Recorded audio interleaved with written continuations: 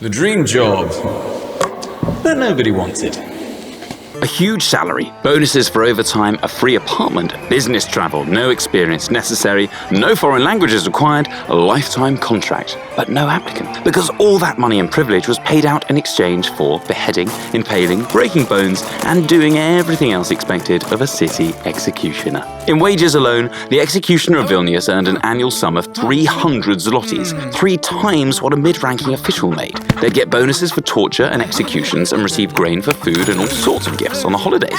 It's very possible that Vilnius had an executioner as early as under the reign of Vytautas the Great. The capital's rulers had already been given the right to hang and impale criminals. But the first recorded act of an executioner in Vilnius happened a bit later, in the late 16th century, when the nobleman, Gregory Ostik, was beheaded for treason in City Hall Square. Historical sources tell us that executioners were active in Vilnius for at least 200 years. Most of them were Germans and Poles, although the name of the last city executioner was Hungarian origin. Although people looked down on executioners for their work, their activities were completely legal. Executioners had to torture because the law required it. Torture had to adhere to certain rules and was meant to force a criminal to reveal the truth.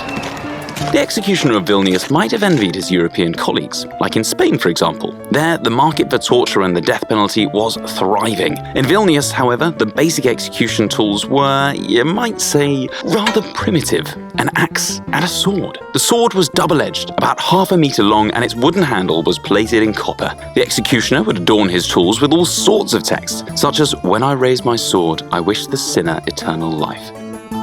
Executioners also assembled small collections of their execution things: candles for singeing skin, canes and whips for beatings, ropes for stretching, pincers for tearing bodies apart, and metal brands that had to be heated in the fire until they glowed red.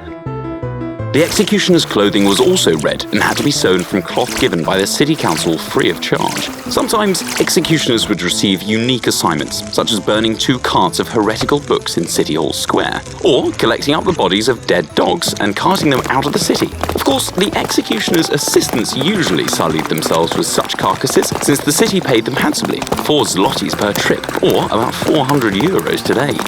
The Vilnius executioner lived in Subochowskate, a massive edifice with numerous rooms inside, including quarters for city guards, an armory, and a jail. Executioners paid no rent for their accommodations, and even repair work inside, like replacing windows, was paid for by the city. Subochowskate in Vilnius was demolished by the Russians over 200 years ago, but today there is still a Subochow Street. Its name is also related to the executioners of Vilnius, or, more precisely, the rotting dog carcasses. City dwellers have even developed a theory that the street should actually be called Dog Street, since the Russian word, sobacha, sounds so much like the Lithuanian name. Vilnius dismissed its executioners in the early 19th century, doing away with a profession in Lithuania whose practitioners, while seeming to sell their services for evil, essentially served the greater public good.